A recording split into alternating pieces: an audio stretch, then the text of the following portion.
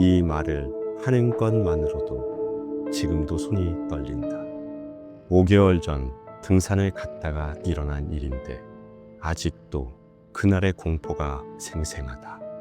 그날 우리는 4명이 산에 올라갔다. 하지만 내려온 건 정말로 나 혼자였을까? 지금도 확신할 수 없다. 내가 진짜 살아서 돌아온 건지. 본 내용은 1930년대 일제강점기 경기도 가평에서 창궐한 사이비 종교 백백교 사건 배경을 각색하여 재구성되었다. 2024년 7월 말이었다. 무더위가 극심했던 어느 금요일 저녁, 갑자기 민수에게서 연락이 왔다. 3년 만의 연락이었다. 야, 오랜만이다. 이번 주말에 등산 어때? 너무 갑작스러운 제안이었다. 민수는 원래 인도어파였거든. 등산 같은 건 절대 안 하는 타입이었는데. 민수야, 너 등산을 왜 갑자기? 요즘 운동 부족이라 의사가 권했어. 지훈이랑 태연이도 부를 건데 같이 안 갈래? 이 말도 이상했다. 우리 4명은 고등학교 때 친했지만 졸업 후에는 거의 연락을 하지 않았다. 하지만 오랜만에 친구들 만나는 것도 좋을 것 같아 나도 함께 가기로 했다. 그런데 통화를 끊고 나서도 이상한 느낌이 계속 들었다. 민수의 목소리가 평소와 달랐다. 너무 차분했고 마치 대본을 읽는 것 같았다. 토요일 새벽 6시 서울역에서 만나기로 했다. 민수가 가장 먼저 와 있었는데 첫 인상이 충격적이었다. 살이 많이 빠져 있었고 얼굴이 창백했다. 눈 밑에는 다크서클이 심하게 드리워져 있었다. 민수야, 많이 야위었네? 아, 다이어트 중이야. 건강해졌어. 웃으며 대답했지만 어색했다. 억지로 웃는 것 같았다. 지훈이와 태연이가 도착했을 때도 마찬가지였다. 모두들 민수의 변한 모습에 놀랐다. 지하철을 타고 버스를 타고 가는 동안 민수는 계속 창밖을 보며 중얼거렸다. 무슨 말인지 들리지 않았지만 입술이 계속 움직이고 있었다. 그리고 배낭에서 이상한 냄새가 났다. 썩은 것 같은 비릿한 냄새였다. 오전 9시경 가평에 위치한 명지산 입구에 도착했다. 주말인데 날씨도 덥고 휴가 기간이라서 그런지 사람은 별로 없었다. 민수가 준비해온 등산 장비를 보고 깜짝 놀랐다. 전문가 수준이었다. 로프, 헬멧, 심지어 호신용 스프레이까지. 이게 다 뭐야? 안전장비야. 산에서는 조심해야 해. 하지만 우리가 갈 산은 초보자 코스였다. 그런 장비가 필요한 곳이 아니었다. 등산을 시작하고 1시간 정도 지났을 때 민수가 갑자기 길을 바꿨다. 어디로 가는 거야? 더 좋은 코스 알고 있어. 경치가 끝내줘. 등산로를 벗어나면 위험하다고 지훈이와 태연이가 반대했다. 하지만 민수는 이미 앞서 걸어가고 있었다. 어쩔 수 없이 우리는 뒤를 따랐다. 그런데 이상한 점이 있었는데 민수가 그 길을 너무 잘 알고 있었다. 마치 전에도 여러 번 와본 것처럼. GPS도 안 보고 지도도 안 보면서 자신 있게 앞장섰다. 우리는 2시간을 더 걸었고 완전히 사람의 발길이 닿지 않는 곳에 도착했다. 나무들이 하늘을 가려서 어둡고 길도 거의 보이지 않았다. 발목이 빠질 정도로 낙엽이 쌓여 있었다. 지훈이도 태연이도 여기는 너무 깊고 어두운 곳이니 돌아가자고 했다. 하지만 민수는 들은 척도 안 했고 오히려 걸음이 더 빨라졌다. 그때 민수의 배낭에서 또 이상한 냄새가 났다. 이번엔 더 진했다. 호기심에 민수가 앞서 갈 때 배낭 지퍼가 조금 열린 틈으로 봤다. 안에 비닐 봉지가 들어 있었는데 뭔가 빨간 액체가 묻어 있었다. 그 순간 등골이 서늘해졌다. 저게 뭘까? 민수를 부르려는 순간 갑자기 멈춰섰다. 이제 도착했다. 숲이 끝나는 지점에 오래된 건물이 하나 서 있었다. 2층짜리 콘크리트 건물이었는데 창문은 모두 깨져 있었고 벽은 이끼로 뒤덮여 있었다. 입구에 낡은 간판이 걸려 있었다. 백백 수련원이라고 적혀 있었지만 글자가 지워져서 잘 보이지 않았다. 여기가 어딘데? 옛날 종교 수련원이야. 지금은 폐쇄됐지만. 민수의 설명을 들으니 더 무서웠다. 폐쇄된 이유가 궁금했지만 묻기가 두려웠다. 지훈이와 태연이는 여기서 쉬었다가 바로 돌아가자고 했다. 하지만 민수는 비가 올 것 같으니 잠깐 피해 건물 안으로 들어가자고 했다. 하늘을 보니 먹구름이 끼어 있었고 곧 비가 내릴 것 같았다. 어쩔 수 없이 건물 안으로 들어갔다. 건물 안은 예상보다 넓었다. 1층에는 큰 홀이 있었고 2층으로 올라가는 계단이 있었다. 바닥에는 먼지가 두껍게 쌓여 있었고 곰팡이 냄새가 심하게 났다. 벽에는 종교적인 그림들이 여럿 걸려 있었는데 모두 색이 바래고 찢어져 있었다. 그런데 아무도 오지 않을 것 같은 건물 안 바닥에 발자국이 보였다. 그것도 최근에 찍힌 것 같았다. 여기 사람이 온 적 있나 봐. 가끔 등산객들이 쉬어가는 곳이야. 하지만 발자국을 자세히 보니 신발 종류가 모두 달랐다. 등산객들은 보통 등산화를 신고 다녀서 비슷할 텐데, 그리고 종류가 다른 발자국들이 찍힌 수도 너무 많았다. 최소 10명 이상은 여기를 다녀간 것 같았다. 그때 2층에서 소리가 났다. 뭔가 끄는 소리 같았다. 우리는 모두 소리가 나는 위쪽을 올려다봤다. 하지만 민수는 아무렇지 않은 듯 태연하게 말했다. 아마 바람 소리일 거야. 호기심이 생겨서 2층으로 올라가 보기로 했다. 계단은 낡아서 삐걱거렸지만 올라갈 수는 있었다. 2층에는 여러 개의 방이 있었다. 아마 수련생들이 머물렀던 방인 것 같았다. 우리는 다 같이 각 방을 다 들어가 봤는데 대부분 비어 있었다. 하지만 맨 끝방은 다른 방들과 달랐다. 내가 문 손잡이를 돌렸지만 굳게 잠겨 있어 열리지 않았고, 더 이상한 건 문 아래에서 이상한 냄새가 스멀스멀 올라오고 있었다. 민수는 나에게 비켜보라고 하더니 주머니에서 열쇠를 꺼냈다. 민수야, 그 열쇠는 어디서 난 거야? 좀 전에 아래층에서 주웠어. 거짓말이었다. 아래층에 있을 때 민수는 열쇠를 찾은 적이 없었다. 민수가 열쇠로 문을 열었다.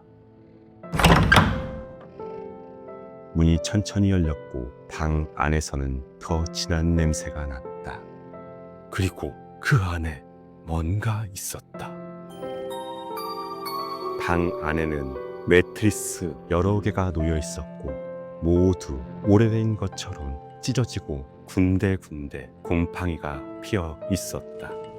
벽에는 손톱으로 긁은 자국들과 글씨들이 보였다. 살려줘. 집에 보내달라고. 왜 이런 일을? 가장 충격적인 건 구석에 있는 것이었다.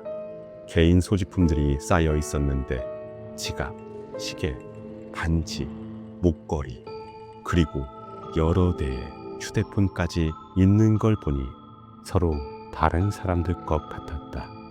태연이가 그중 하나를 집어들었는데 지갑 안의 학생증이었고 사진을 보니 20대 여성이었다. 발급 일자는 비교적 최근인 작년이었다. 이거 뭐야? 왜 여기에? 그때 민수가 뒤에서 문을 닫았다. 돌아보니 민수가 문 앞을 가로막고 서 있었다. 그리고 손에 뭔가를 들고 있었는데 작은 병이었다. 라벨에는 수면제라고 써 있었다. 미안해. 정말 미안해. 민수의 눈에서 눈물이 흘러내렸다. 하지만 손은 계속 떨리고 있었다. 나도 피해자였어. 나는 울고 있는 민수에게 물었다. 민수야, 그게 무슨 소리야? 2년 전 민수도 누군가의 속임수에 빠져 이곳에 왔다고 했다. 그때 만난 사람이 이 일을 주도하는 자였고 민수에게 선택권을 줬다고 했다. 죽거나 아니면 다른 사람을 데려와라. 민수는 살기 위해 후자를 선택했고 우리를 여기에 데려온 것이었다. 그래도 이건 아니잖아. 친구들을 죽일 거야? 나도 싫어. 하지만 어쩔 수 없어. 그 순간 태연이가 민수를 밀쳐 민수가 들고 있던 병을 바닥에 떨어뜨리며 쓰러졌다. 그 틈에 지훈이가 방문을 열려 했지만 문은 쉽게 열리지 않았다. 밖에서 누군가 잠근 것 같았다. 그때 복도에서 여러 명이 걷는 발소리가 들렸다. 민수가 공포에 질린 표정을 지었다. 그들이 왔어. 문이 열리고 3명의 남자가 들어왔다. 모두 40에서 50대로 보였다.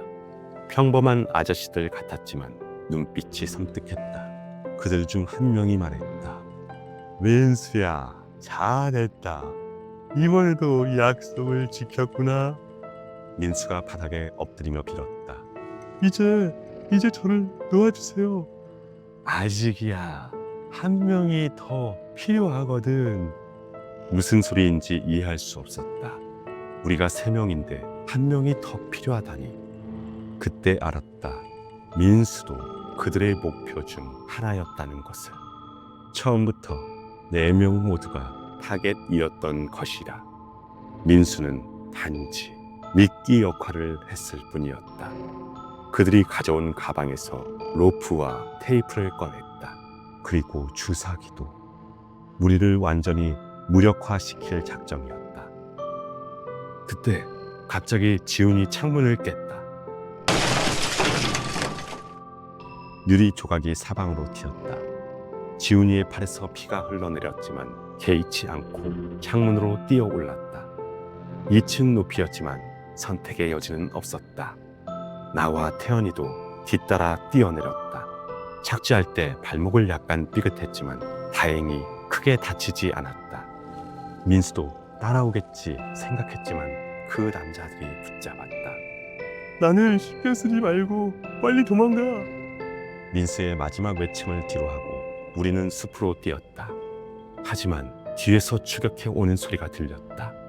그들도 우리를 포기할 생각이 없는 것 같았다.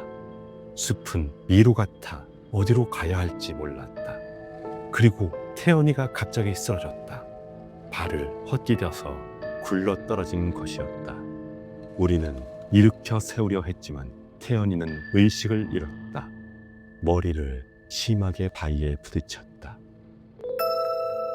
지훈이와 함께 태연이를 부축하려 했지만 추격자들이 너무 가까이 와 있었다. 지훈이는 나를 보며 말했다. 너라도 먼저 가. 경찰에 신고해줘.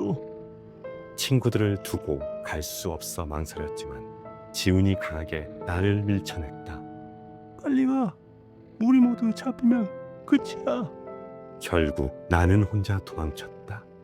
평생 잊을 수 없는 죄책감을 안고 2시간을 뛰어서 드디어 등산로를 찾았다. 그리고 즉시 119에 신고했다. 경찰과 소방관들이 출동했고 내가 안내해서 그 건물로 갔다. 하지만 건물은 비어 있었다. 아무도 없었다. 친구들도 그 남자들도 모두 사라져 있었다. 수색 작업이 며칠간 계속됐지만 친구들은 찾을 수 없었다. 더 이상한 건 그 건물의 상태였다. 내가 봤던 개인 소지품들이 모두 사라져 있었고 벽에 낙서들도 흔적도 없이 사라져 있었다.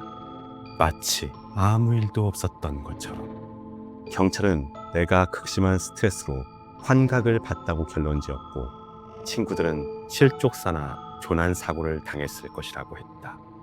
하지만 시체는 발견되지 않았다. 그 일이 있고 난 뒤 지금은 5개월이 지났다. 나는 정신과 치료를 받고 있는 중이고 의사는 외상 후 스트레스 장애라고 진단했다. 하지만 나는 알고 있다. 그날 일은 환각이 아니었다는 걸. 어젯밤 집 앞에서 민수를 봤다. 멀리서였지만 분명히 민수였는데 뭔가 달라졌다. 움직임이 부자연스러웠고 얼굴 표정도 이상했다. 그리고 민수 옆에 다른 사람들도 같이 서 있었다. 지훈이와 태연이 같았다. 그들이 나를 찾고 있는 것 같았다. 마치 곧 데려갈 거야 라고 말하는 것 같았다. 이 글을 쓰는 지금도 창밖에서 누군가 나를 지켜보고 있다. 어제는 택배 기사로 변장한 남자가 찾아왔는데 택배는 없고 그냥 집 위치 확인차 왔다고. 오늘은 가스 검침원이라는 사람이 찾아왔다. 가스 회사에 확인해보니 그런 일정은 없다고 했다. 그들이 점점 나를 데리러 가까이 오고 있다. 그리고 어젯밤 꿈에서 내가 다른 누군가를 산으로 데려가는 꿈을 꿨다. 깨어나서 얼마나 소름이 돋았는지. 설마 나도 그들처럼 되는 것은 아닐까? 그들의 발소리가 문 앞에서 들린다. 2023년 여름 나는 제주도에 내려갔다. 40년 전 내 아버지가 남긴 미완성 다큐멘터리를 완성하기 위해서였다. 아버지는 1983년 제주도에서 해녀들의 삶을 취재하던 중 갑작스럽게 실종됐다. 경찰은 바다에서 실족사한 것으로 결론 지었지만 아버지가 남긴 녹음 테이프와 필름에는 뭔가 이상한 것들이 담겨 있었다. 바다에서 이상한 소리가 들려요. 마치 누군가 울부짖는 것 같은. 이것이 아버지의 마지막 녹음이었다. 나는 그날부터 아버지의 발자취를 따라 제주도 곳곳을 돌아다녔다. 그리고 마침내 알게 됐다. 아버지가 발견한 것이 단순한 해녀 괴담이 아니라는 것을. 이것은 40년간 숨겨진 제주도의 가장 어두운 비밀이었다. 본 내용은 실제 있었던 사건을 바탕으로 각색하여 재구성되었다. 성산읍의 한 작은 포구. 나는 아버지가 마지막으로 머물렀던 민박집을 찾았다. 그곳의 주인 할머니는 나를 보자마자 놀란 표정을 지었다. 어머, 당신 혹시 박 기자 아들? 할머니는 내 아버지를 기억하고 있었다. 아버님이 뭘 취재하고 계셨는지 아세요? 할머니는 잠시 망설이다가 입을 열었다. 그분이 마지막에 찾으신 건 1970년대에 사라진 해녀들 이야기였어요. 1972년부터 1978년까지 이 마을에서만 17명의 해녀가 실종됐다고 했다. 모두 바다에서 물질을 하던 중 갑자기 사라졌다는 것이었다. 이상한 건 시체가 하나도 안 올라왔다는 거예요. 제주도 바다는 조류가 센데 보통은 며칠 안에 시체가 떠오르거든요. 할머니는 떨리는 목소리로 말했다. 그런데 그분들은 흔적도 없이 사라졌죠. 나는 아버지의 취재 노트를 꺼냈다. 거기에는 실종된 해녀들의 이름과 마지막 목격 장소가 적혀 있었다. 모든 실종 지점이 한 곳을 중심으로 반경 2km 안에 집중돼 있었다. 그곳은 현재 군사보호구역으로 지정된 해상구역이었다. 나는 그 해상구역에 대해 조사하기 시작했다. 놀랍게도 그곳은 1960년대부터 해상훈련장으로 사용되던 곳이었다. 하지만 1979년 갑자기 군사보호구역으로 지정됐고 민간인의 접근이 완전히 차단됐다. 실종 사건이 모두 끝난 바로 다음 해였다. 제주도청 해양수산과에서 40년 전 문서를 찾아봤더니 더 기이한 사실을 발견했다. 1970년대 중반 그 해역에서 해양 생태계 연구라는 명목으로 외부 연구진이 들어왔다는 기록이 있었다. 연구 책임자는 다나카 히로시라는 일본인 연구자였다. 나는 온몸에 소름이 돋았다. 1970년대에 일본인이 제주도에서 해양 연구를 한다는 것이 과연 가능한 일이었을까? 나는 당시 해양경찰서 근무자였던 김영수 씨를 찾아갔다. 다나카? 그 일본인 말인가? 김 씨의 표정이 어두워졌다. 그 사람은 연구자가 아니었어. 군복 입고 다녔거든. 그런데 계급장은 없었지. 김 씨는 당시 상황을 상세히 기억하고 있었다. 그 사람이 온 다음부터 해녀들이 하나둘씩 사라지기 시작했어. 우리가 수색하려고 하면 군에서 막았지. 나는 다나카 히로시에 대해 추적했다. 국립중앙도서관에서 일제강점기 문서를 뒤지던 중 충격적인 기록을 발견했다. 다나카 히로시는 1945년 일본 731 부대에 소속됐던 생체 실험 연구자였다. 전쟁이 끝난 후 행방불명됐다가 1960년대 한국에 미리국한 것으로 추정됐다. 그는 가명으로 신분을 위장하고 한국 해군과 접촉해 해양생물학 연구를 제안했다고 기록돼 있었다. 하지만 실제로는 인간을 대상으로 한 실험을 계속하고 있었다. 제주도 해녀들은 그의 완벽한 실험체였다. 바다에 익숙하고 오랜 시간 물속에서 버틸 수 있는 특별한 신체 능력을 가진 여성들. 나는 당시 해군 관계자였던 이모 할아버지를 통해 더 구체적인 정보를 얻을 수 있었다. 그 일본인은 해녀들의 잠수 능력에 광적으로 집착했어. 수중에서 얼마나 오래 버틸 수 있는지, 극한 상황에서 인체가 어떻게 변하는지 그런 걸 연구했지. 이모 할아버지의 증언은 소름 끼쳤다. 해녀들을 바다 깊은 곳에 가다 두고 며칠씩 관찰했다고 들었어. 물론 대부분은 죽었지. 나는 1970년대 그 해역 근처에서 일했던 사람들을 찾아다녔다. 마침내 당시 다나카의 연구에 강제로 동원됐던 잠수부를 만났다. 현재 77세인 고현철 씨였다. 나는 그때 20대 청년이었어. 해군에서 민간 잠수부를 모집한다고 해서 돈 벌려고 갔지.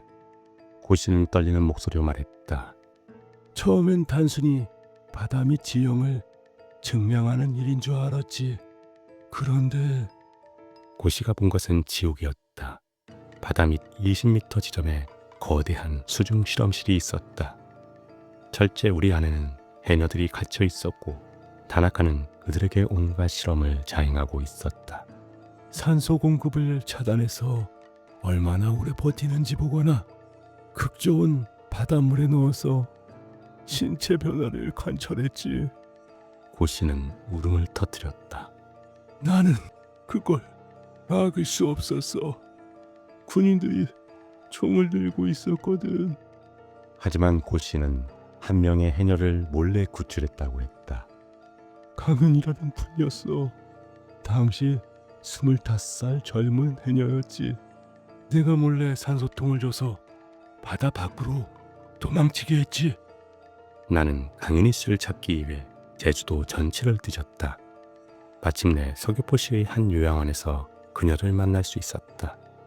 현재 75세인 강윤희 씨는 심각한 정신적 트라우마로 거의 말을 하지 않는 상태였다.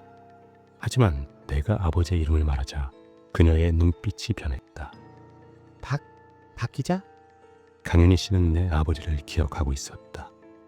아버님도 여기 오셨나요? 그분이 진실을 알리려고 했어요. 하지만 그들이 막았죠.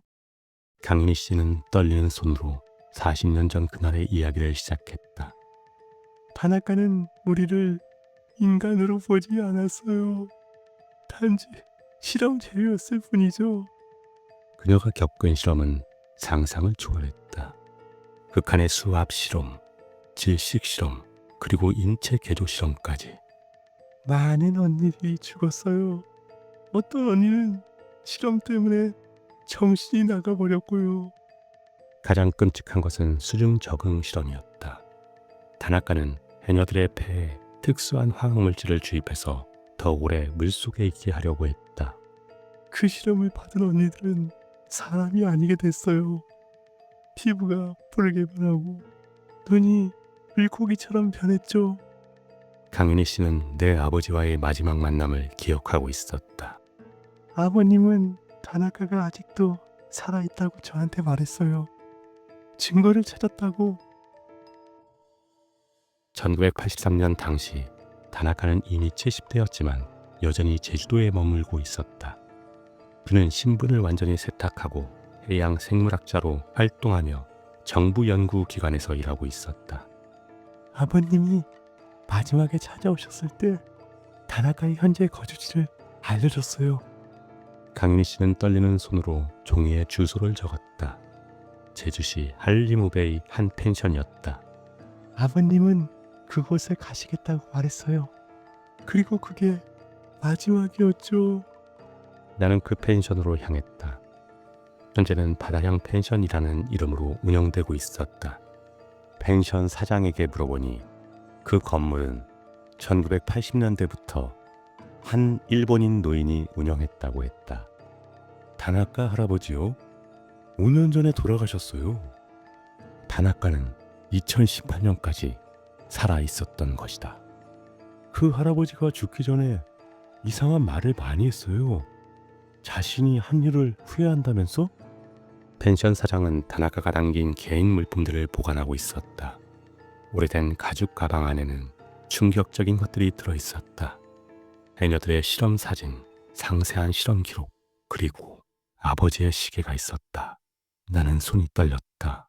실험 기록을 보니 다나카는 1983년까지 실험을 계속하고 있었다. 마지막 실험 대상은 내 아버지였다. 피험자 박영민 35세 남성 조사 목적으로 접근 실험 필요성 있음. 기록의 마지막 장에는 다나카의 자필 메모가 있었다. 이 남자는 너무 많이 알았다. 하지만 죽이기에는 아까웠다. 새로운 실험의 기회로 보았다. 이제 사실을 알았다.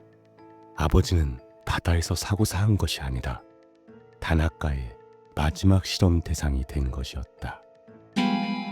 나는 다나카의 기록을 토대로 40년 전 그 수중 실험실을 찾아갔다. 전문 잠수팀과 함께 군사보호구역에 불법 침입했다. 바다 밑 25m 지점에서 녹슨 철제 구조물을 발견했다. 그곳에는 아직도 실험 장비들이 남아 있었다. 그리고 인골들이 있었다. 수십 개의 해골들이 철제 우리 안에 갇혀 있었다. 모두 여성의 것으로 추정됐다. 가장 충격적인 것은 별도의 방에서 발견된 것이었다. 그곳에는 40년 전 아버지의 유품들과 함께 아버지의 유골이 있었다.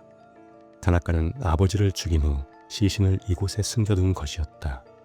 하지만 진짜 충격은 그 다음이었다. 실험실 깊숙한 곳에서 아직도 살아있는 존재를 발견한 것이다.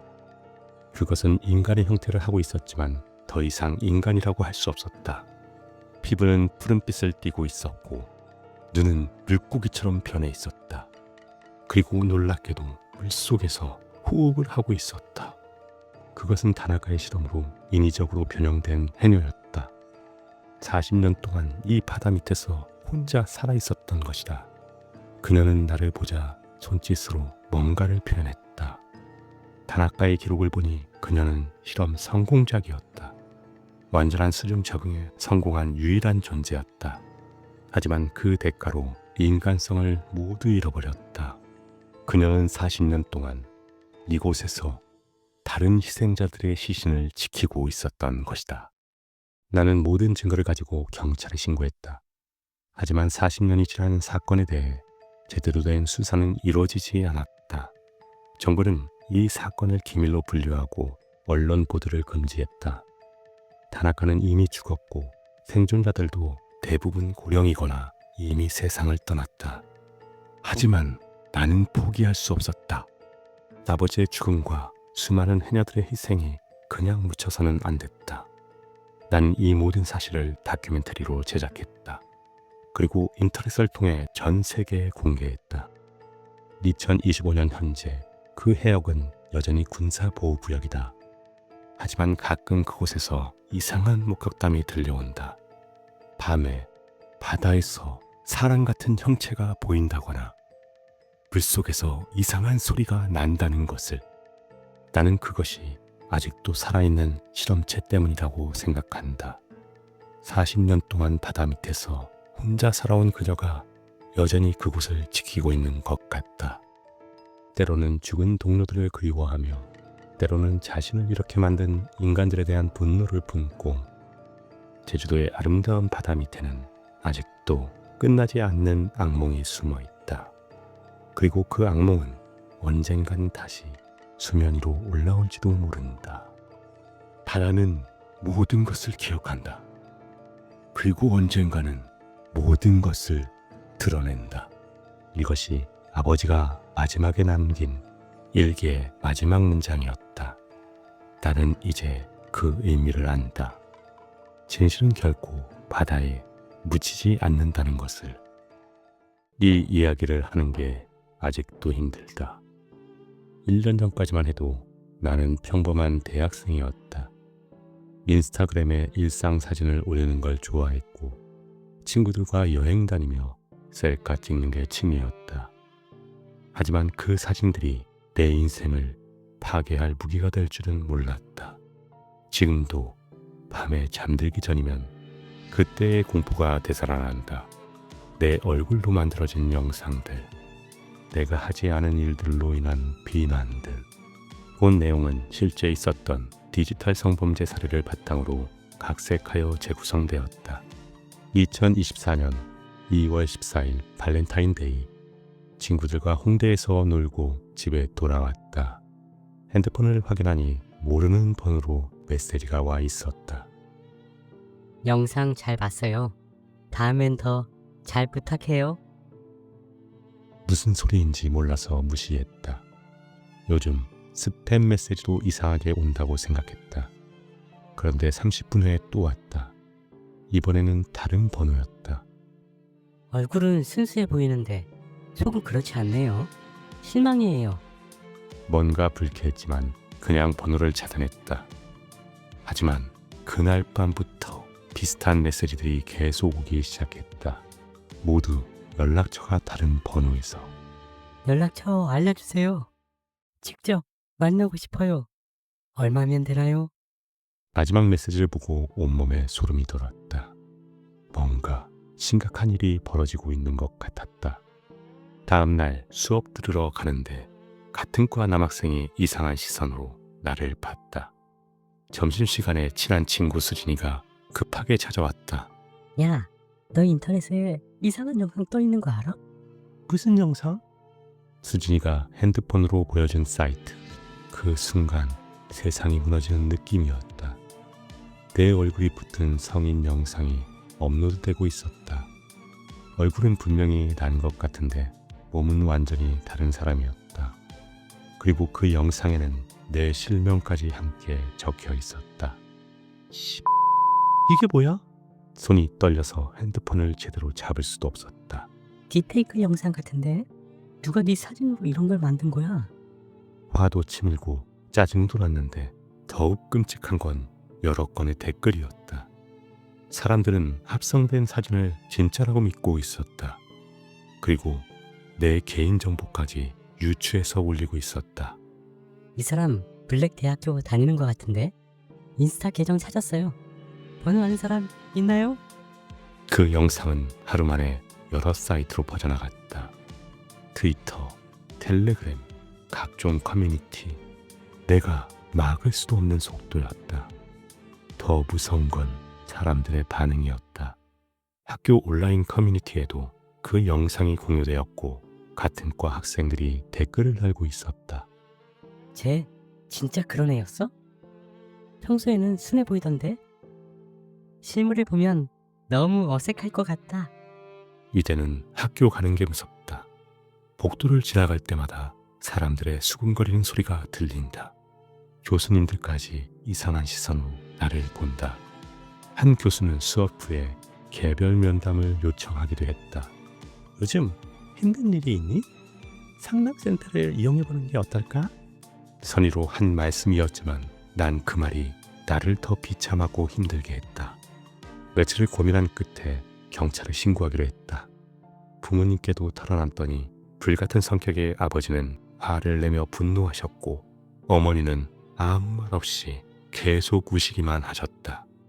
우리 딸이 뭘 잘못했다고 내가 이분들 다 죽여버리던지 해야지. 아빠 그만하세요. 아빠까지 그러면 나 힘들어요. 아버지는 미안하다고 하며 한숨만 쉬셨다. 다음 날 경찰서에서 전화가 와서 사이버 수사대에 갔다. 담당 형사는 내게 말했다. 요즘 이런 딥페이크 성착취물 사건이 많이 증가하고 있어요. 특히 SNS에 사진을 많이 올린 젊은 여성들이 타겟이 되죠. 경찰 책상 위에는 내 사건과 유사한 사건 기록들이 빼곡히 쌓여 있었다. 이 사건들 보이시죠? 며칠 동안 집에도 못 들어가고 있습니다. 제가 괜한 소리를 했네요. 경찰은 수사가 쉽지 않다고 했다. 대부분 해외 서버를 이용하고 익명성이 보장되는 사이트들을 통해 유포하기 때문이다. 일단 신고는 접수하고 삭제 요청도 넣겠지만 완전히 막기는 어려울 거예요. 절망적이었다. 한번 인터넷에 퍼진 것은 영원히 사라지지 않는다는 게 현실이었다. 그 이후로 학교 생활이 불가능했다. 어디를 가든 따가운 시선이 느껴져.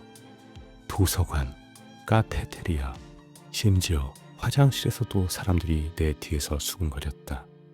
한 번은 남학생 한 명이 직접 다가와서 말을 걸었다. 혹시 영상 속 그 사람 맞죠? 그 말이 얼마나 서럽던지 눈에서 눈물이 나며 그 자리에서 울음이 터져나왔다. 학교 교수님들도 나를 다르게 대했다. 성적이 떨어졌다고 면담을 요청했는데 혹시 사생활에 문제가 있나요? 학생으로서 품위를 지켜야 하는데. 나는 아무 잘못도 하지 않았는데 내가 가해자인 것처럼 취급받았다. 결국 더 이상 견딜 수 없어 휴학을 결정했다. 집에만 있다고 해서 괴롭힘이 끝난 건 아니었다. 익명의 메시지들이 계속해서 왔다. 하루에 수십 통씩 스팸 메시지처럼. 진짜 만나고 싶어요. 얼마면 되냐? 다른 영상 더 없어? 더 무서운 건 내 개인정보가 계속 유출되고 있다는 것이다. 집 주소, 가족 정보, 심지어 부모님 직장까지 온라인에 공개되었다. 어떤 남자는 실제로 우리 집 앞까지 찾아왔다. 경비실에서 막았지만 며칠 동안 아파트 주변을 사성거렸다고 했다. 결국 부모님은 이사를 하기로 결정했다. 하지만 이사를 간다고 해서 인터넷 속 영상들이 사라진 건 아니다. 그리고 2개월 후 경찰서에서 연락이 왔고 가해자를 검거했다는 기쁜 소식이었다. 등잔 밑이 어둡다고 했던가 범인은 내 고등학교 동창이었다. 이름은 김민준. 고등학교 다닐 때 나에게 고백했다가 거절당했던 남학생이었다. 그는 3년 동안 내 SNS를 지켜보며 복수를 계획했다고 진술했다. 프로그래밍을 전공하면서 딥페이크 기술을 익혔고 내 인스타그램 사진들을 모아 수십 개의 가짜 영상을 만들었다. 더 충격적인 건 그가 혼자가 아니었다는 것이다. 온라인 커뮤니티를 통해 비슷한 범죄자들과 네트워크를 형성했고 서로의 작품을 공유하며 더 정교한 기술을 발전시켰다. 내 영상뿐만이 아니라 수백 명의 많은 여성들이 피해를 당했다고 했다. 몇 달 뒤 재판이 시작되었다. 김민주는 모든 혐의를 부인했다. 장난으로 한 거였다. 실제 피해는 없지 않나. 요즘 이런 기술이 발달해서 변호사까지 고용해서 끝까지 발뺌했다. 더 화가 났던 건 언론의 태도였다. 딥페이크 기술의 발달, 젊은 세대의 디지털 범죄. 이런 식으로 기술적인 관점에서만 기사를 다뤘지 피해자의 관점에서 그들의 고통은 제대로 다루지 않았다. SNS 사용 주의해야 개인정보 보호 준우. 오히려 이런 식으로 피해자에게 책임을 묻는 듯한 뉘앙스의 기사들이 더 많았다. 재판 결과는 징역 2년에 집행유예 3년이었다. 주범이라 생각보다 너무 가벼운 처벌이었다. 재판이 끝난 후 상담 치료를 받기 시작했다. PTSD 진단을 받았다. 불면증, 우울증, 사회기피증 여러 증상들이 나타났다. 디지털 성범죄의 피해는 일반적인 성범죄보다 더 지속적이고 광범위할 수 있어요. 영상이 인터넷에 남아있는 한 피해는 계속되기 때문이죠. 상담사의 설명이었다. 실제로도 그랬다. 가해자는 처벌받았지만 지울 수도 없는 영상들은 여전히 인터넷 곳곳에 남아있다. 새로운 사이트에 계속 재업로드되고 있다. 완전히 삭제하는 건 불가능에 가깝다. 1년 정도 지나서 천천히 일상을 회복하고 있다. 다른 학교로 편입도 했고 새로운 친구들도 만났다. 나는 여전히 조심스럽다. SNS는 완전히 끊었고 사진 찍는 것도 꺼려진다.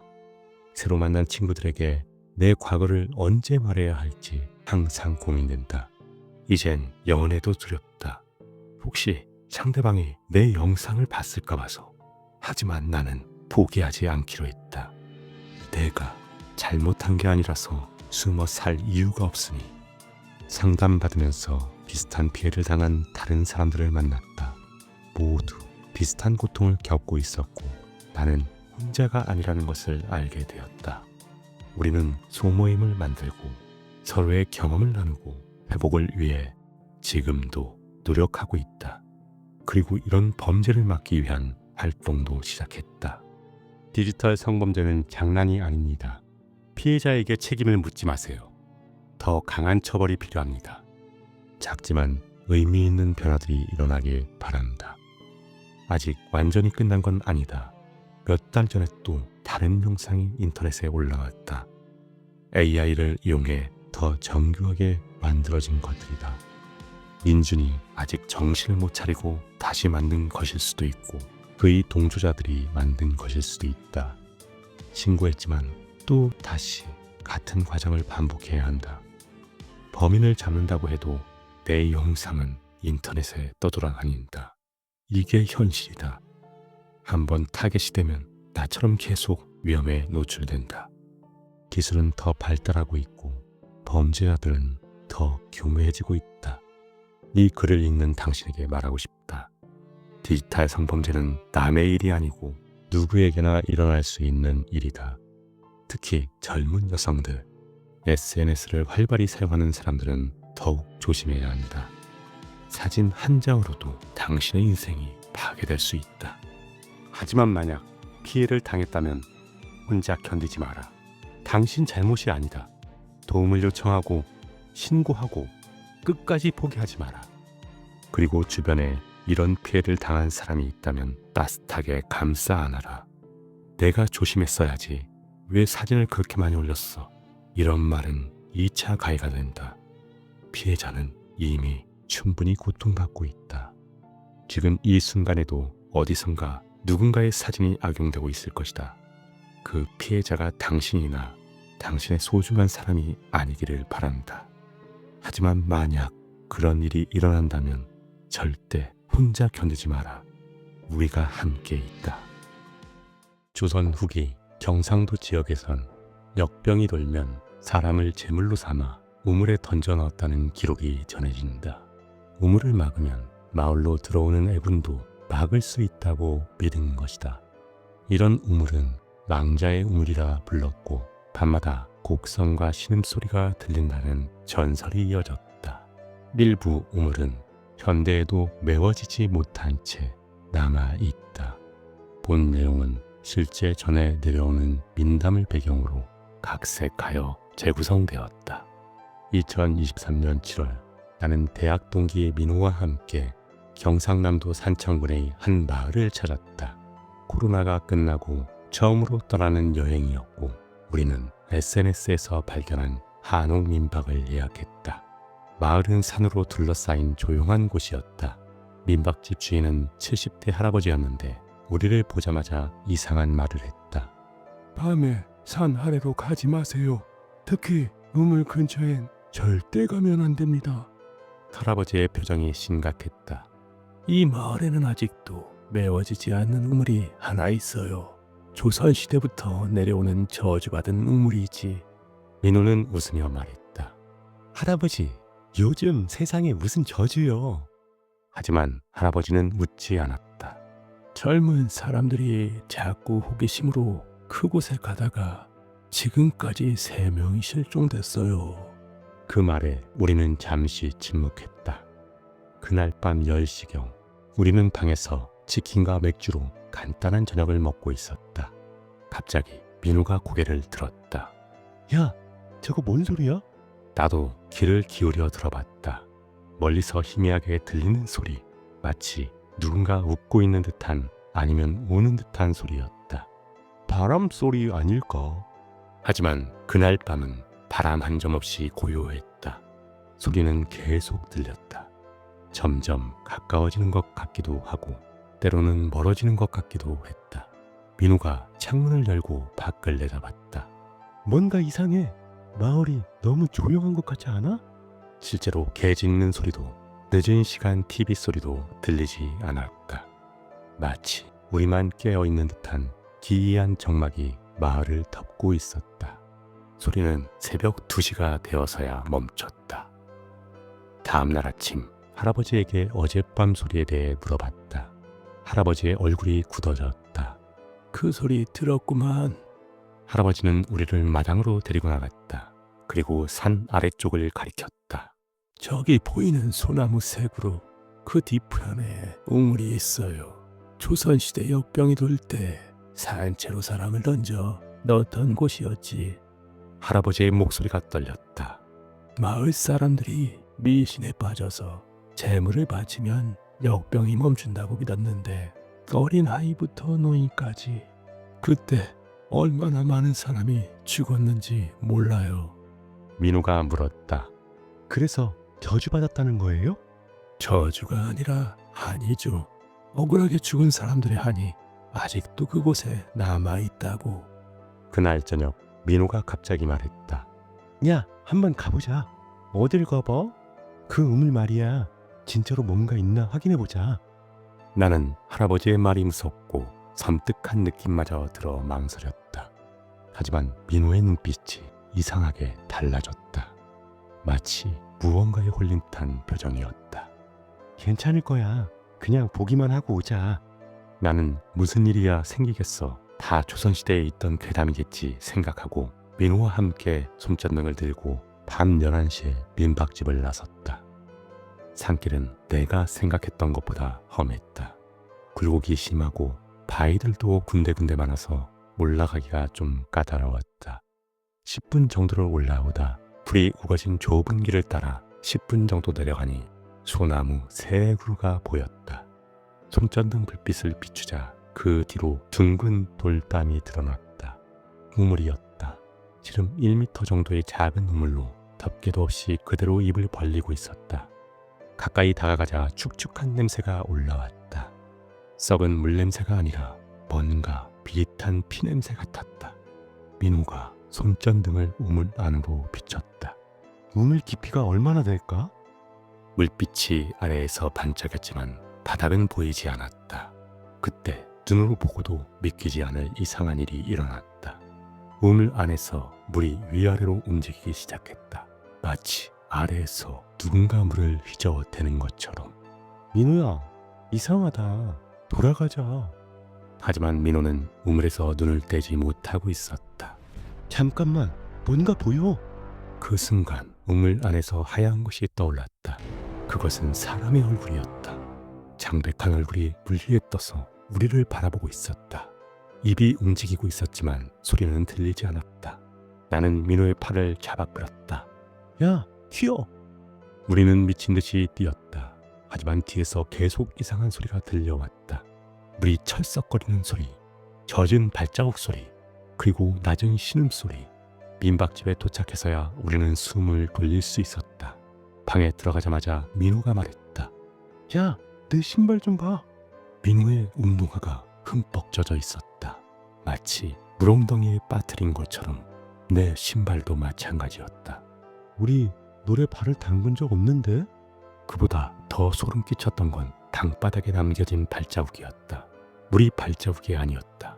크기도 달랐고 무엇보다도 그 발자국들은 창문 쪽에서 시작돼 우리 침대 앞에서 끝나 있었다. 마치 누군가 창문으로 들어와 우리를 지켜보다가 나간 것 같았다. 그날 밤 나는 도무지 잠이 오지 않아 계속 뒤척였다.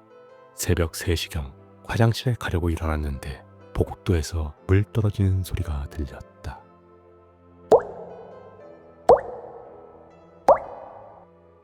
규칙적인 간격으로 계속 떨어지고 있었다.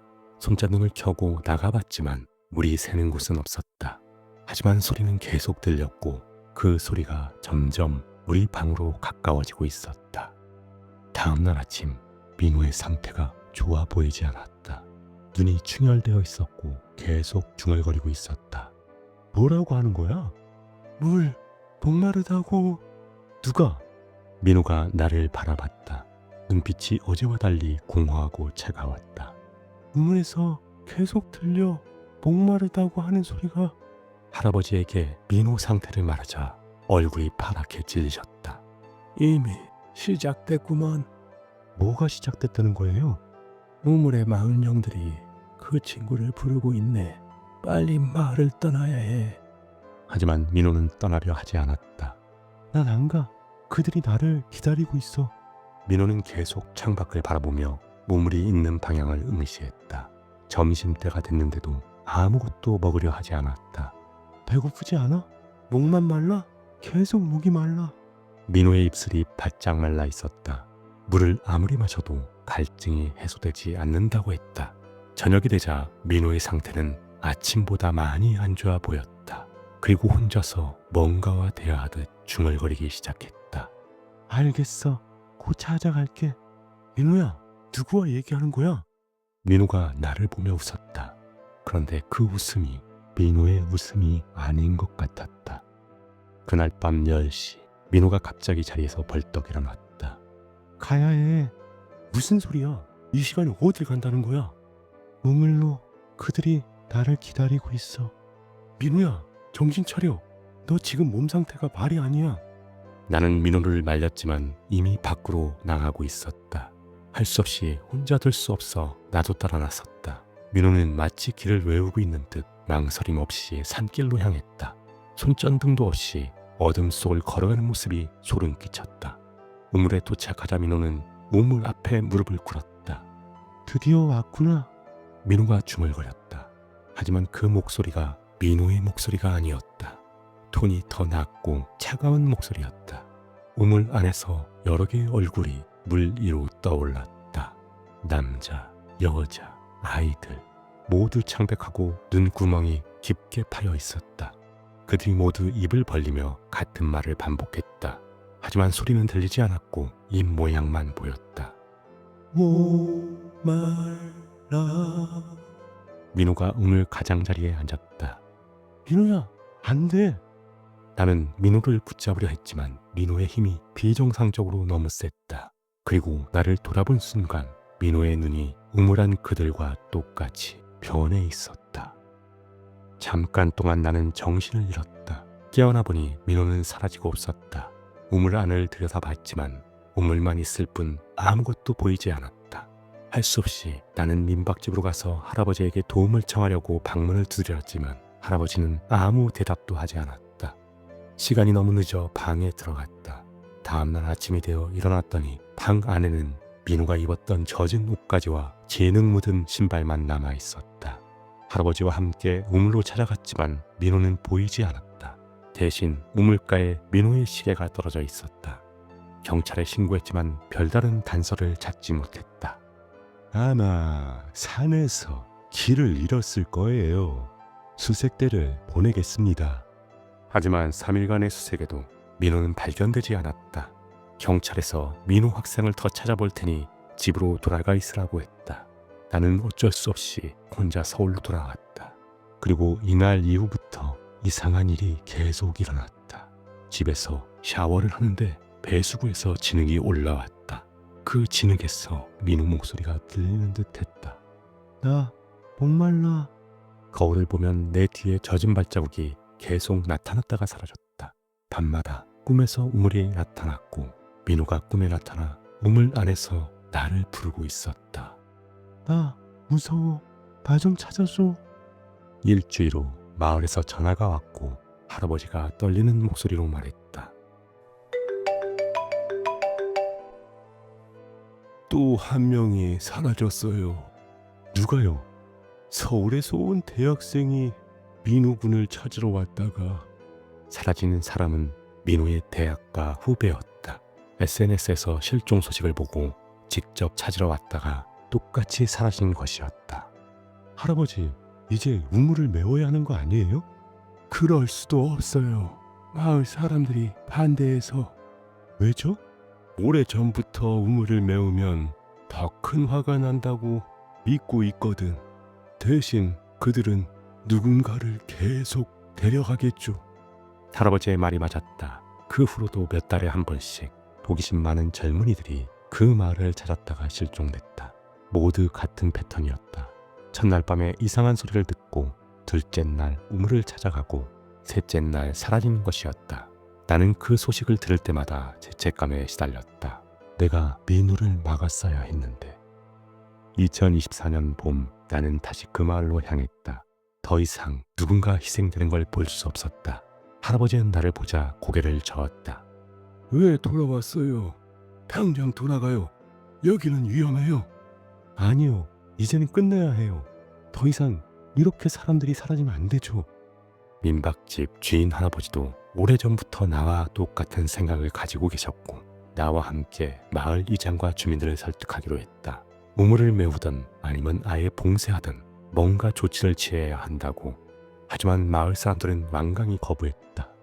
함부로 건드리면 마을 전체가 위험해져요. 어디 외지에서 온 사람이 우리 일에 참견하고 있어. 참. 그들의 미신에 대한 믿음은 수백 년간 이어져 왔다. 할아버지와 난 그들을 설득할 수 없었다. 결국 나는 혼자서라도 뭔가 해야겠다고 결심했다. 그리고 그날 밤 나는 혼자서 우물로 향했고 이번에는 시멘트와 자갈 그리고 삽을 가져갔다. 우물 앞에 도착했을 때 이상한 광경을 목격했다. 우물 주변에 사람들이 둘러서 있었다. 민우와 그동안 실종된 다른 사람들이었다. 하지만 그들은 모두 젖은 옷차림에 피부가 퇴색되어 있었다. 민우가 나를 보며 웃었다. 드디어 왔구나. 민우야, 진짜 너야? 물론이지. 여기 정말 좋아. 더 이상 목마르지도 않고. 민우야, 무슨 소리야? 너 내 꿈에 나타나서 무섭다고 했잖아. 너 찾아달라고. 그런데 좋다는 거야? 너도 초대하려고 거짓말한 거지. 우리 모두 여기서 기다리고 있었어. 같이 가자. 내 손을 민우가 잡았을 때 손이 얼음처럼 차가웠다. 그 순간 정신이 번쩍 들었다. 그들은 이미 죽었고 우물의 힘으로 이 세상에 붙잡혀 있는 것이다. 새로운 희생자를 데려오는 역할을 하면서. 안 돼. 나는 안 가. 나는 겁에 질려 뒷걸음질 쳤다. 그러자 그들의 표정들이 하나 둘씩 변하기 시작했다. 친근했던 얼굴들이 순식간에 일그러졌다. 그럼 억지로라도. 그들이 일제히 내게 달려들었다. 나는 가져온 시멘트와 자갈을 우물에 붓기 시작했다. 안 돼. 하지마. 그러면 우리가.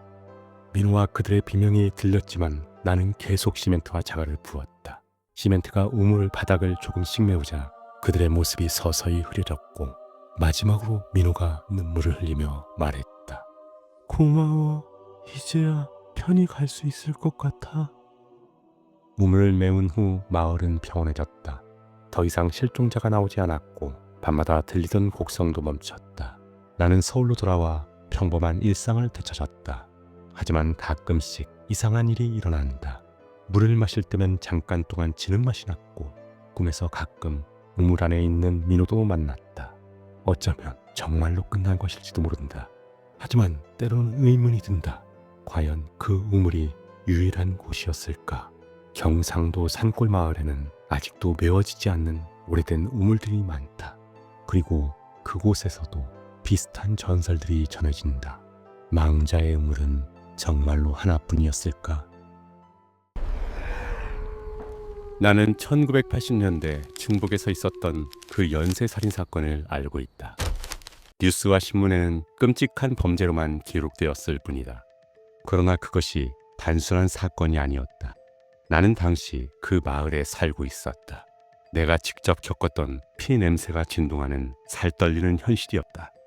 아직도 그날 밤의 기억에서 벗어나지 못하고 있다. 매일 밤 눈을 감으면 어둠 속에서 나를 지켜보던 그림자가 떠오른다. 1980년대 초 내가 살던 충북의 작은 마을은 모두가 서로를 아는 평화로운 곳이었다. 그런데 어느 날부터 밤마다 끔찍한 살인 사건이 벌어지기 시작했다. 피해자들은 모두 비슷한 방식으로 살해되었고 마을 전체가 공포에 휩싸였다. 사람들은 밤 9시가 되면 마을 회관에 모여 서로를 지켰다. 집에 혼자 있는 것은 상상도 할 수 없었다. 마을 사람들은 밤마다 창문에 붉은 부적을 붙였다. 그래야만 그것이 들어오지 못한다고 믿었다. 나는 그 붉은 부적을 보면서도 마음 한구석에 불안함을 떨칠 수 없었다. 그때 마을의 소문이 돌기 시작했다. 피해자들이 죽기 전 한밤중에 어둠 속에서만 보이는 사람을 봤다는 것이다. 그 목격자는 낮에는 보이지 않고 오직 밤에만 나타나 피해자들을 쫓아다녔다고 한다. 사람들은 그 목격자를 어둠 속의 목격자라고 불렀고 그 말을 듣고 나는 온몸에 소름이 돋았다. 내가 며칠 전 밤 달빛도 없는 칠흑 같은 어둠 속에서 집으로 돌아오다가 봤던 것이 바로 그 어둠 속의 목격자였기 때문이다. 그것은 사람이 아니었다. 그것은 빛을 흡수하는 것처럼 어둠 자체로 만들어진 형체였다. 그것은 움직이지 않고 나를 뻔히 쳐다보기만 했었다. 그 눈빛에서 차갑고 섬뜩한 기운을 느꼈다. 그것은 마치 나를 다음 희생자로 지목한 것 같은 느낌이 들었다. 나는 그날 이후로 매일 밤 공포에 시달렸고 밤이 되면 집 밖으로 나가는 것은 상상도 할 수 없었다. 잠을 자려고 해도 눈을 감으면 어둠 속에서 나를 보던 그것의 눈빛이 떠올라 잠을 이룰 수 없었다. 결국 나는 사건을 파헤치기로 결심했다. 경찰은 이미 범인을 잡았지만 나는 어둠 속의 목격자가 범인이 아니라고 생각한다. 범인은 외지인이었고 그는 마을의 지리를 전혀 몰랐다고 한다. 그러나 어둠 속의 목격자는 마을 곳곳에 모든 길을 꿰뚫고 있는 것처럼 보였다. 마치 마을의 일부인 것처럼. 나는 진실을 밝히고 진짜 범인을 찾기 위해 어둠 속의 목격자가 나타났던 장소를 하나씩 찾아다니기 시작했다. 그 장소들에는 공통점이 있었다. 모두 마을의 오랜 핏빛 전설과 관련된 곳이었고 과거 6.25 전쟁 때 수많은 피를 흘린 비극적인 역사를 가지고 있었다. 나는 그 장소들에서 기이한 형태의 핏자국을 발견했고 그것은 마치 살아있는 것처럼 바닥에 끈적하게 달라붙어 있었다. 그 핏자국을 따라가다가 마을 뒷산에 있는 오래된 폐가에 도착했다. 폐가 안으로 들어서자 피비린내와 함께 곰팡이 냄새가 코를 찔렀다. 그리고 폐가의 벽에는 나는 여기에 있다. 나는 핏빛 글자가 알아볼 수 없는 언어로 쓰여 있었다. 그 흔적들을 보고 나는 느낄 수 있었다. 이것은 범인이 남긴 메시지가 아니라 어둠 속의 목격자가 남긴 경고였다는 것을. 나는 폐가의 흔적들을 확인하고 집으로 돌아온 날 밤 다시 꿈을 꾸었다. 어둠 속의 목격자가 나를 찾아왔다. 그 어둠의 목격자는 말로 하지 않고 내 머릿속에 그날의 기억을 심어주었다. 6.25 전쟁 때 마을의 모든 사람이 몰살당하던 날의 기억이었다. 나는 꿈속에서 모든 것을 보았다. 사람들이 도망치고 비명을 지르고 피를 흘리며 쓰러지는 모습을. 그러나 가장 끔찍한 것은 사람들을 죽이던 사람이 바로 어둠 속의 목격자였다는 것이다. 나는 겁에 질려 온몸에 소름이 돋았다. 그것은 귀신이 아니었다. 그것은 전쟁의 비극을 겪고 영원히 이 땅을 지키는 수호자였다. 마을의 평화를 지키기 위해 악을 감지하면 가차없이 제거하는 존재. 그것은 범인이 아닌 마을의 수호자로 범인을 쫓고 있었던 것이다. 어느 날 그것이 내게 다가와 속삭였다. 너는 우리의 눈이 되어야 한다. 이 마을에 다시 악이 나타나면 내가 그들을 우리에게 알려주어야 한다.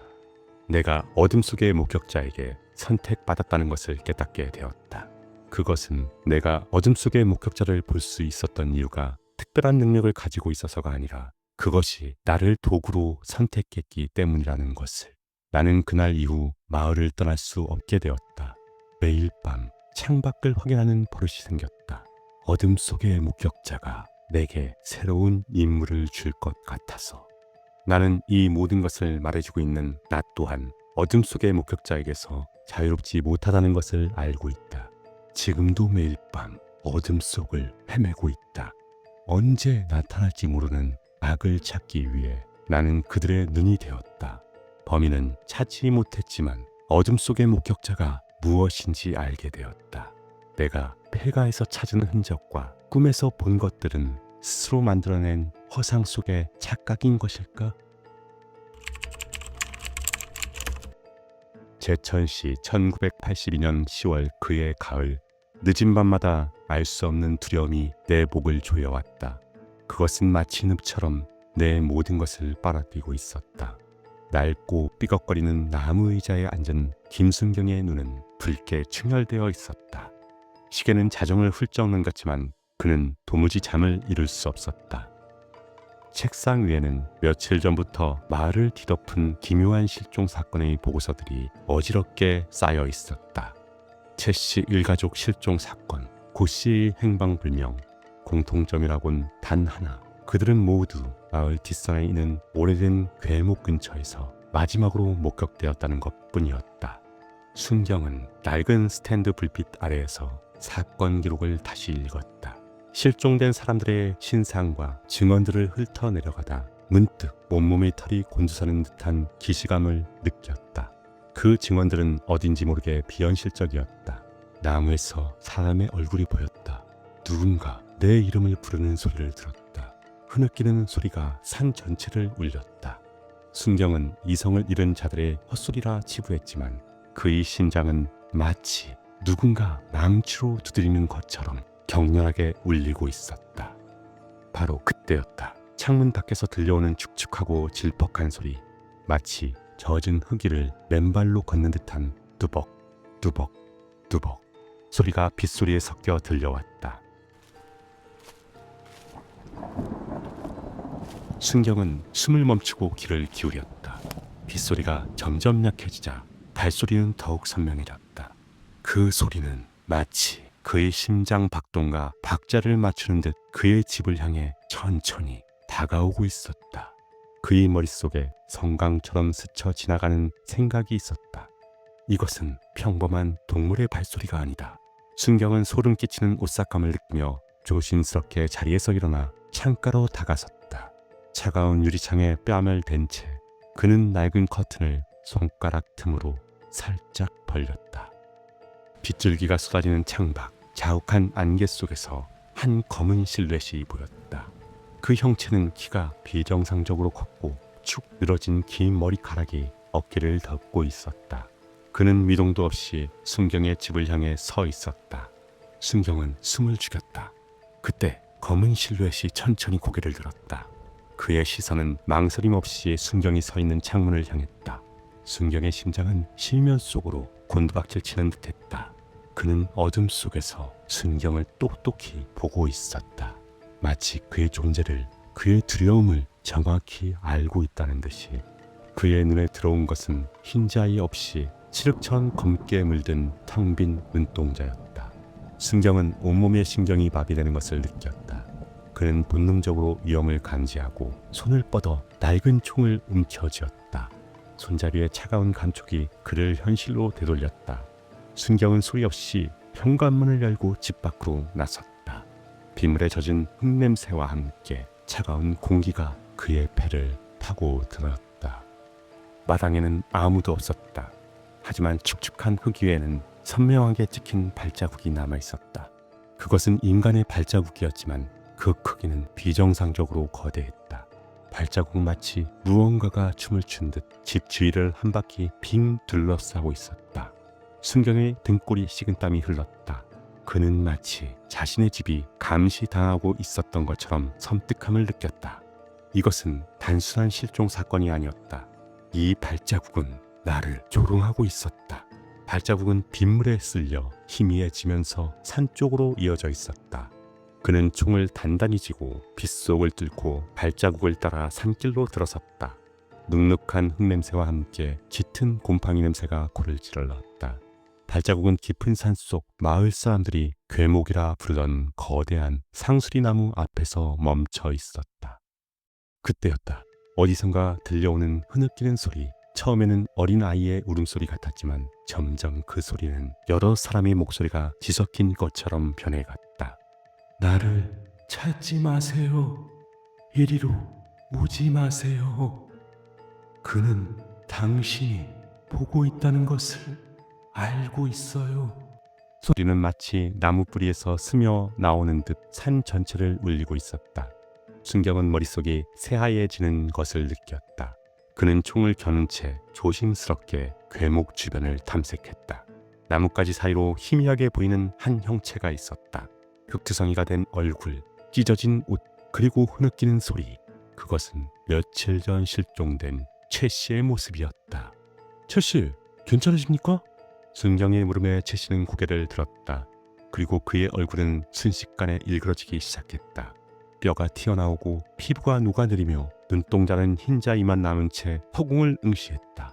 그가 비명을 지르려 하자 최 씨의 얼굴은 순식간에 사라지고 또 다른 실종자 고 씨의 얼굴이 나타났다. 우리는 당신에게 말하고 있었어요. 고 씨의 목소리는 최 씨의 목소리와 섞여 기이한 화음을 만들어냈다.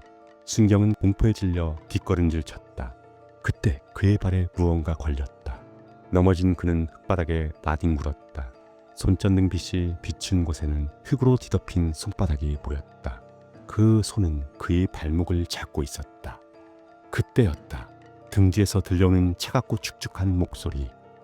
이제 당신 차례예요. 순경은 온몸의 털이 곤두서는 것을 느꼈다. 그의 어깨를 잡는 차가운 손. 그는 고개를 돌렸다. 그의 눈에 들어온 것은 바로 그의 아내 은희였다. 그녀는 슬프게 웃으며 울고 있었다. 여보, 이제 집에 갈 시간이에요. 순경은 혼란에 빠졌다. 아내가 1년 전 교통사고로 세상을 떠났다. 그는 자신의 눈앞에 나타난 것이 귀신이거나 혹은 괴물의 환영일 것이라 생각했지만 그녀의 눈동자는 너무나 생생했고 그녀의 손은 너무나도 따뜻했다. 그녀는 그의 뺨을 어루만졌다. 그리고 속삭였다. 당신은 모든 것을 잊었어요. 우리가 함께했던 모든 것을. 그녀의 말에 순경은 충격에 휩싸였다. 잊어버렸다고? 무엇을? 그는 내리를 스치는 성광에 몸을 떨궜다. 모든 것이 그의 머릿속에서 재구성되기 시작했다. 최 씨 일가족 실종 사건, 고 씨의 행방불명. 이 사건들은 사실 그가 아내를 잃은 후의 깊은 상실감 때문에 만들어낸 허상이었다. 그는 자신을 지키기 위해 그 고통스러운 기억을 실종 사건이라는 이름으로 뒤틀었던 것이다. 그는 실종된 사람들의 목소리를 들었던 것이 아니었다. 그는 자신의 절규를 들었던 것이다. 그리고 괴목. 그것은 사실 아내의 무덤가에 서 있던 나무였다. 그는 자신의 슬픔을 그 나무에 투영했던 것이다. 그때 아내의 눈동자에서 눈물이 흘러내렸다. 검은 눈물이었다. 그녀는 소름 끼치게 웃으며 말했다. 당신은 모든 것을 보았어요. 그래서 이제 그에게 들켜버렸어요. 그의 머릿속에 또 다른 진실이 떠올랐다. 이 모든 환상은 괴물이 그를 유인하기 위해 만들어낸 것이었다. 순경은 이성을 잃고 총을 켜놨다. 누구야? 그가 소리치자 아내의 몸이 기괴하게 뒤틀리기 시작했다. 뼈가 우두둑 소리를 내며 튀어나오고 피부가 찢어졌다. 그것은 그날 밤 그가 보았던 칠흑처럼 검은 눈동자의 거대한 괴물이었다. 괴물은 순경의 총을 무력화시키고 그의 목을 조여왔다. 힘없이 바닥에 쓰러진 순경의 눈이 검은 괴물이 아닌 어딘가 슬퍼 보이는 남자의 얼굴이 비쳤다. 결국 또 실패했군. 그는 이제서야 모든 것을 깨달았다. 이 산속에는 괴물이 사는 것이 아니었다. 어둠 속의 목격자는 괴물이 아니었다. 그것은 괴물에게 흡수된 사람들의 영혼이었다. 아내를 포함한 모든 실종자들은 그 괴물에게 흡수되어 그 괴물 안에서 영원히 갇혀 있었다. 그들은 자신을 보는 사람에게 경고를 보내고 있었다. 괴물은 그들의 존재를 흡수하여 그 모습으로 변해갔고 그들은 자신의 목소리를 희미하게 남아내어 그를 구원하려 했던 것이다. 순경은 자신이 목격했던 모든 것이 그들의 마지막 경고였다는 것을 깨달았다. 하지만 그는 그들의 경고를 이해하지 못하고 괴물을 쫓았다. 그리고 이제 그 자신 또한 괴물에게 흡수당해 그저 또 하나의 목격자가 되는 운명에 놓이게 된 것이다. 괴물의 손에서 벗어난 순경은 간신히 숨을 몰아쉬었다. 그의 눈앞에는 사라진 아내가 서 있었다. 그녀의 눈에서는 검은 눈물이 흘렀다. 우리는 여기서 당신을 기다릴게요. 그녀의 말과 함께 순경의 눈앞은 칠흑 같은 어둠에 갇혔다. 그는 이제 영원히 괴물 안에 갇혀 다음 목격자를 기다리며 그들에게 경고를 보내야 하는 운명이 되었다. 어둠 속의 목격자는 사라지지 않았다. 그것은 이제 그 자신이 되어 끝없이 반복되는 공포의 순환 속에 갇히게 된 것이다. 이제 그의 흐느끼는 목소리가 또 다른 목격자를 향해 속삭일 것이다. 나를 찾지 마세요. 이리로 오지 마세요. 그는 당신이 보고 있다는 것을 알고 있어요.